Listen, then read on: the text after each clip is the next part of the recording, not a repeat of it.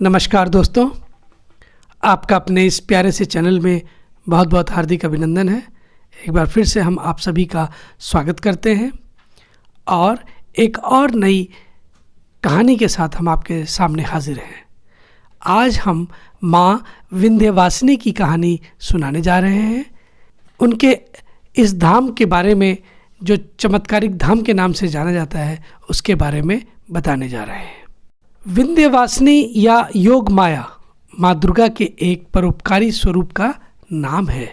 उनकी पहचान आदि पराशक्ति के रूप में की जाती है। उनका मंदिर उत्तर प्रदेश में गंगा नदी के किनारे मिर्ज़ापुर से 8 किलोमीटर दूर विंध्याचल में स्थित है। एक तीर्थ स्थल हिमाचल प्रदेश में भी स्थित है, जिसे बंदला माता मंदिर भी कहा जाता है।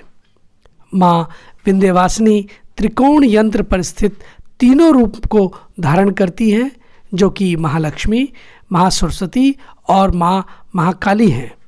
मान्यता अनुसार सृष्टि आरंभ होने से पूर्व और प्रलय के बाद भी इस क्षेत्र का अस्तित्व कभी समाप्त नहीं हो सकता। माँ विंध्यवासिनी देवी को उनका नाम विंध्य पर्वत से मिला और विंध्यवासिनी नाम का शाब्दिक अर्थ है वह विंध्य में निवास करती हैं। जैसा कि माना जाता है कि धरती पर शक्तिपीठों का निर्माण हुआ, जहां मां सती के शरीर के अंग गिरे थे, लेकिन विंध्याचल वह स्थान और शक्तिपीठ है जहां देवी ने अपने जन्म के बाद निवास करने के लिए चुना था। मां विंध्यवासिनी का जन्म कहाँ हुआ था, आइए इसके बारे में भी जान लेते हैं। श्रीमद् भगवत पुराण की कथा के अनुसार देवकी के 8वें गर्भ से जन्मे श्री कृष्ण जी को वसुदेव जी ने कंस से बचाने के लिए रातों रात यमुना नदी को पार कर गोकुल में नंद जी के घर पहुंचा दिया था तथा वहां यशोदा के गर्भ से पुत्री के रूप में जन्मी आदि पराशक्ति योग माया को चुपचाप वे मथुरा के जेल में ले गए थे। बाद में जब कंस को देवकी की 8वीं संतान के जन्म का समाचार मिला तो वह कारागार में पहुंचा।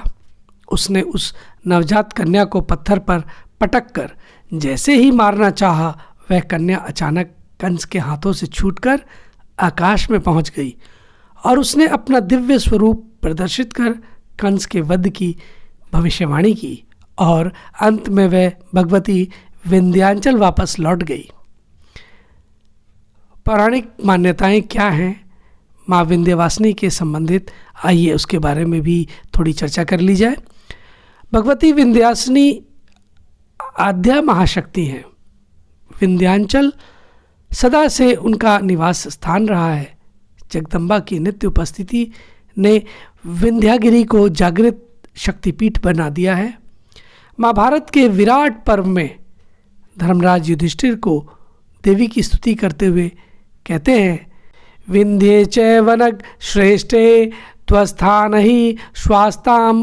हे माता, पर्वतों में श्रेष्ठ विंध्याचल पर आप सदैव विराजमान रहती हैं। पद्म पुराण में विंध्याचल निवासिनी इन महाशक्ति को विंध्यवासिनी के नाम से संबंधित किया गया है। विंध्य विंध्याधिवासिनी। श्रीमद् भगवत के 10वें स्कंद में कथा आती है कि सृष्टिकर्ता ब्रह्मा जी ने जब सबसे पहले अपने मन से स्वयंभू व मनु और शतरूपा को उत्पन्न किया, तब विवाह करने के उपरांत स्वयंभू मनु ने अपने हाथों से देवी की मूर्ति बनाकर 100 वर्षों तक कठोर तपस्या की, तप किया।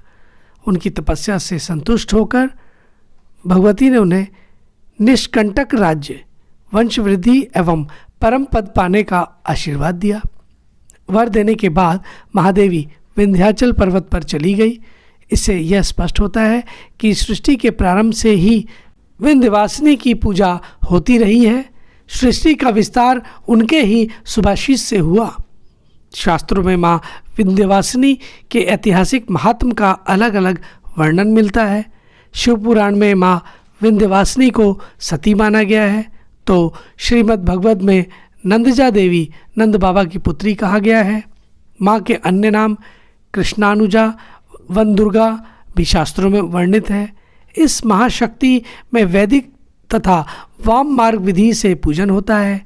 शास्त्रों में इस बात का भी उल्लेख मिलता है कि आदिशक्ति देवी कहीं भी पूर्ण रूप में विराजमान नहीं है। विंध्याचल ही एक ऐसा स्थान है जहाँ देवी के पूरे विग्रह के दर्शन होते हैं। शास्त्रों के अनुसार अन्य शक्तिपीठों में देवी के अलग अलग अंगों के प्रतीक रूप में पूजा होती है। भारत के अंदर मंदिर भी बहुत सारे हैं, इसीलिए भारत को मंदिरों का देश कहा जाता है।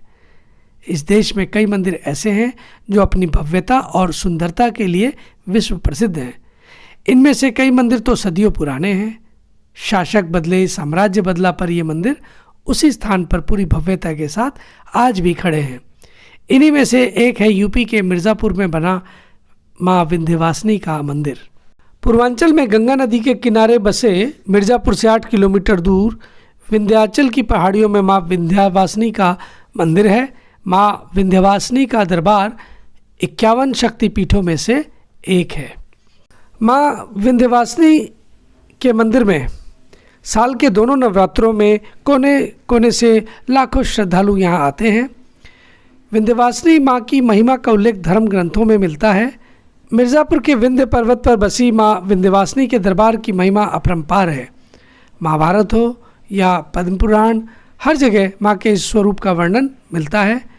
मान्यता है कि माँ के ही आशीर्वाद से इस सृष्टि का विस्तार हुआ है, ये सृष्टि आगे बढ़ती गई है और आदिशक्ति जगत जननी माँ विंध्यवासिनी चमत्कार की ढेरों कहानियाँ अपने अंदर समेटे हुए हैं। माँ विंध्यवासिनी एक दो नहीं बल्कि 3 रूप में भक्तों को दर्शन देती हैं। पहला माँ विंध्यवासिनी, दूसरा माँ काली और तीसरा माँ सरस्वती, जिन्हें अष्टभुजा के रूप में भी जाना जाता है। खास बात यह है कि माँ के तीनों रूप एक त्रिकोण पर विराजमान हैं, जिनकी परिक्रमा व विधि विधान से पूजा कर लेने मात्र से ही भक्त न सिर्फ मोक्ष को प्राप्त करता है बल्कि लौकिक अलौकिक सुखों को भी भोगता है। मंदिर परिसर में ही हवन कुंड 12 महीने अखंड ज्योति के रूप में जलता रहता है। मान्यता है कि यहाँ आने वाले लोगों के असंभव कार्य भी माँ विंध्यवासिनी के दर्शन मात्र से पूरे हो जाते हैं। एक और माँ विंध्यवासिनी मंदिर से रोचक तथ्य हम आपको यहाँ बताने जा रहे हैं कि विंध्याचल में माँ विंध्यवासिनी की 4 आरती सभी भक्तों की हर मनोकामनाओं को पूर्ण करती हैं। ऐसा माना जाता है कि 12 शक्तिपीठ में माँ विंध्यवासिनी की 4 आरती होती है, जबकि अन्य सभी पीठ में 3 आरती होती है। कहा जाता है कि माँ विंध्यवासिनी की होने वाली चारों आरती का अपना अपना ही अलग महत्व है। माँ के इस चारों आरती के दर्शन करते ही सभी कष्टों से मुक्ति मिलती है। माँ की होने वाली चारों आरती का स्वरूप अलग अलग होता है, जिसमें मंगला आरती, दरबार आरती, राष्ट्रीय आरती और देव आरती है। इन चारों आरती के दर्शन करने के अलग अलग महत्व हैं। तो दोस्तों, ये थी माँ विंध्यवासिनी की कहानी और उनसे संबंधित जानकारी। आपको कैसी लगी कृपया कमेंट करके ज़रूर बताएं। और अगर माँ विंध्यवासिनी की कहानी आपको पसंद आई हो तो हमारे इस वीडियो को लाइक करें, अधिक से अधिक शेयर करें और कृपया हमारे इस चैनल को भी सब्सक्राइब करें। इस वीडियो को पूरा देखने के लिए आप सभी का बहुत बहुत धन्यवाद। अब हमें आज्ञा दीजिए, बहुत जल्द नए कहानी के साथ आपके समक्ष फिर से हाजिर होंगे। तब तक के लिए नमस्कार और एक बार प्रेम से बोलिए माँ विंध्यवासिनी देवी की जय।